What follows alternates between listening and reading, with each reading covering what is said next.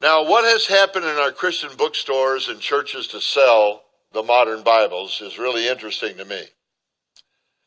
In spite of the King James dominating the English-speaking world and dominating America for our first 100 years in all of our schools, they try to show the King James as inadequate. They speak about archaic expressions that are not used today by English-speaking people.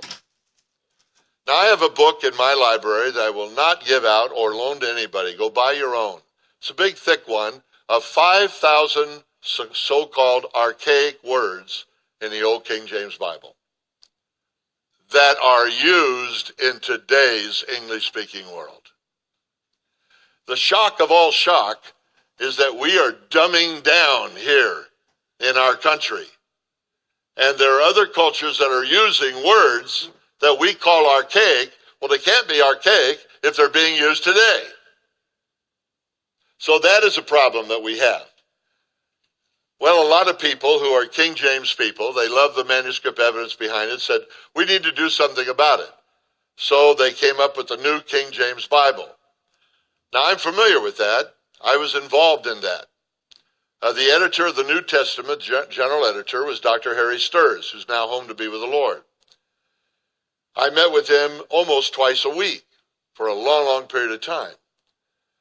And he would tell me what they had done, and we would go over it. And he asked me to be a part of the committee. I said, not on your life. I'll preach the Word of God. I'll help you, but I'm not going to be involved like that. So anyway, I noticed he began to be concerned about halfway through the project. I said, Dr. Sturz, what's bothering you? He was head of the Greek department of Biola University at the time. He said, well, we agreed to some principles in the New King James Bible to just update some Old English expressions, but they have gone further than that. And some of these affect the deity of our Lord, and I am really upset. Now, some of those were dropped, and there was a lot of argument about it. They really tried to maintain the beauty and language of the original King James and to remove these so-called archaic expressions. But as it turned out, folks, and I'm just telling you the facts, you do what you want with it. I don't sell Bibles, so there'll be no offering taken for my Bibles afterwards, okay? But as it turned out, the changes were far more extensive than what was originally promised in the New King James Bible. They're so small, you probably wouldn't pay much attention to it. But every now and then, believers will come across one and say, hey, what gives here?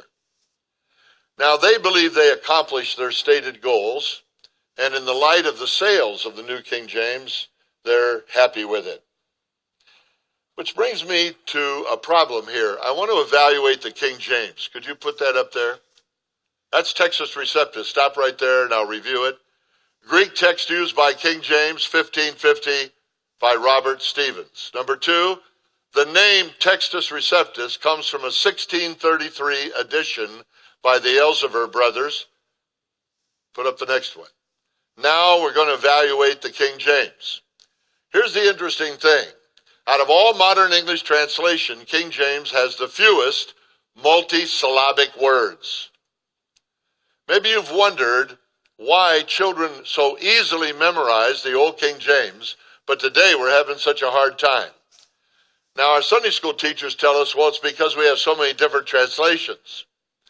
But even the churches that have adopted a given translation, like New American Standard or the New International Version and so on and so forth, they're still having trouble.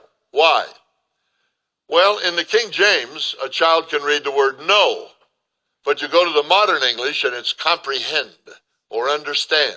In other words, they're multisyllabic words, and children respond more to those that don't do that. Also, contrary to what's in your Christian bookstores, Donnelly Corporation has done a study of all of modern English Bibles against the King James, and has shown that the King James is the lowest grade level. Now, a lot of people say these other translations are, but it turns out they're not. The King James can be read by a child easier than other translations. Also, it's the only translation that clarifies the use of the second person pronoun. King James says thee, that's one person. And ye is two or more. In the modern English, both of them say you, and you have no idea whether it's one or many. You say, well, I don't know, we don't talk like that. Wait a minute. Does that affect any doctrinal issues? Yes, it does. I hear people saying all the time that my body is the temple of the Holy Spirit. Well, you're quoting 1 Corinthians 6, right? Yes. There's just a problem there that you wouldn't get unless you read an old King James. It is not talking about you as an individual. It's talking about the body of Christ. Ye. Ye are the temple of the Holy Spirit. Small point, but it could have some applications that we have to think about.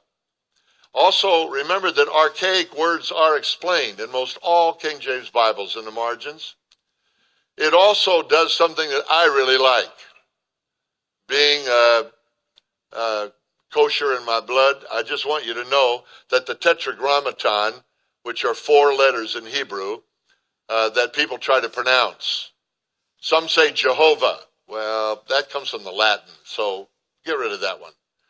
But if you're trying to pronounce it, some say Yahweh or Yahweh. But actually, Jews don't pronounce it. They consider it so sacred that they say Hashem.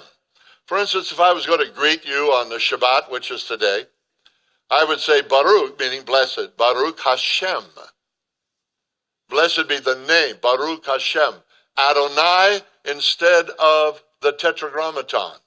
Adonai is an earthly Lord, and it is used of our true God. That is for sure. But most Jews are more comfortable with you saying Adonai Elohim. Blessed be the Lord God, and sometimes we add Israel. Blessed be the Lord God of Israel.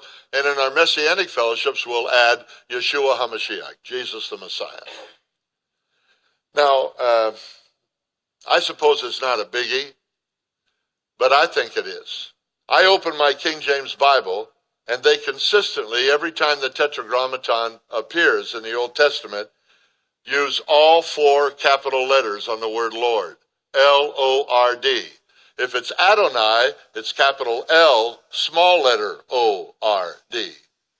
And I appreciate that about the old King James, but you have to understand I am an old person. Amen? That's primarily why I use the old King James. I memorize this thing. I love it. And so I don't change usually. Anyway, this is evaluating the what? The King James Bible. I wish his name was not on it. How about you? Now, archaic words being expressed. Let me just say this. The words that they call archaic, meaning that we no longer use it in the English-speaking world, are so few that you'd be shocked. The point is, here in America, we have been going through a dumbing down process in English. We even change the meanings of words. You're watching a basketball game, and somebody comes up with this gorgeous slam, totally above the rim, and slams through it. And I'm watching with my sons, and they say, "Hey, bad, man, bad." I said, "What was wrong with it?" No, Dad, that means good." "Well, why don't you say good?" "Oh, Dad, come on. You lived in another era."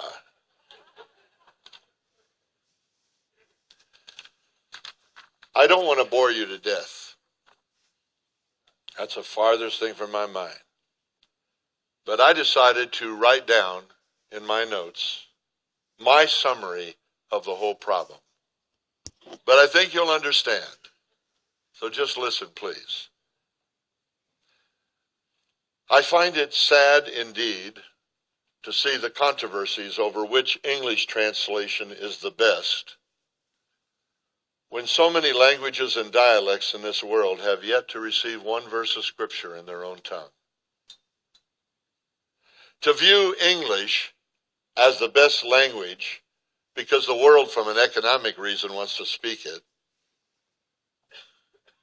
believing that that's the best to communicate the original languages of the Bible, is not only ignorant and immature, but it may reveal the pride and arrogance that is among us.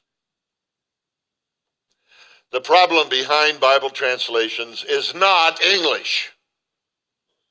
If you can come up with a better flowing English that is true to the original Greek manuscripts behind the King James tradition, I would be thrilled.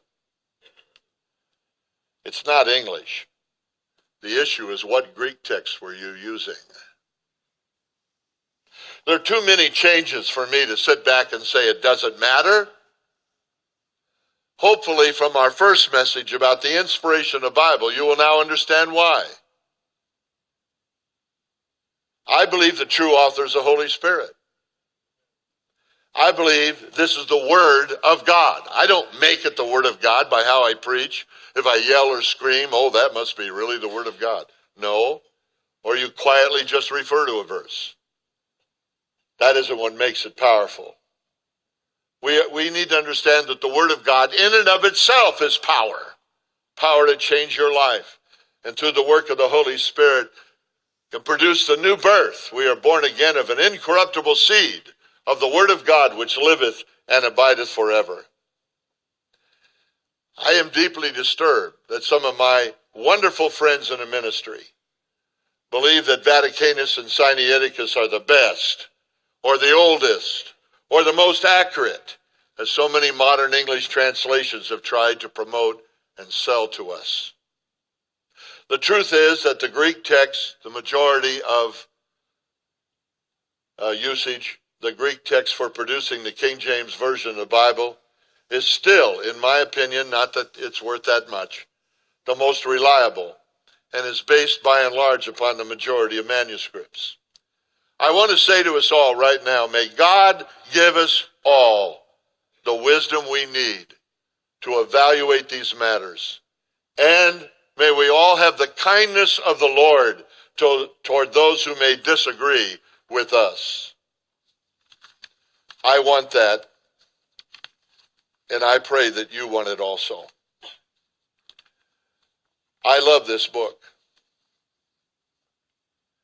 If you want to put something on my epitaph, put, he loved the Bible, the whole Bible, and nothing but the Bible.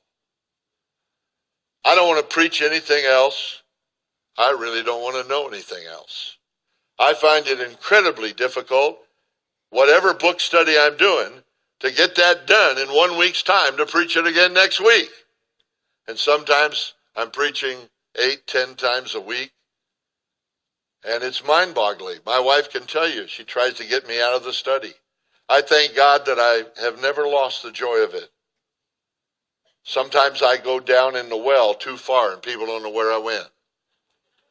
Simply because I want to know the meaning of that word.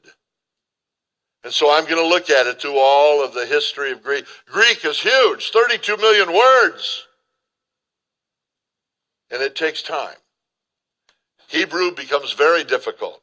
I'm trying to write a book now. I was talking to Dr. Price about it. On Hosea, calling the prophet of mercy. I love that book. But the Hebrew is so difficult. It's fragmented. I wish, like most of you would, in reading a book, we had a sentence there. But no, and I don't even feel comfortable trying to figure out what the sentence is because I don't want to violate the verses that I read to you to begin with. I don't want to add to what is really the Word of God, nor take away anything that is really the Word of the living God. Is everybody understanding me? That's what's wrong in the Church of Jesus Christ today. With the use of multiple translations, we created a monster problem that we didn't think about when we started. We have allowed men, as Jacob Pratt so beautifully illustrated to us, to use eisegesis, reading into the text their own interpretation. Instead of being exegetical, let the text say what it says, no matter if it hurts. Read God's word because it's God's word, and not put your interpretation into the book. We have a conference here that some of us treasure greatly. I hope by your attendance you will, after it's over, say, it was good to be there. We want you to know that this whole country, especially our churches, needs to return to the Bible, the whole Bible, and nothing but the Bible. I don't want to go to church. I don't want to go to church anymore and hear how I can get my act together. I never have. I'm still struggling with it. But as soon as I drop dead, it'll all be over. I don't want to go there and hear a preacher tell me about his view of things. I want to go to church and hear the Bible. I'd be satisfied if they read the Bible itself. At least we know that's when they're right. I think we're in big trouble.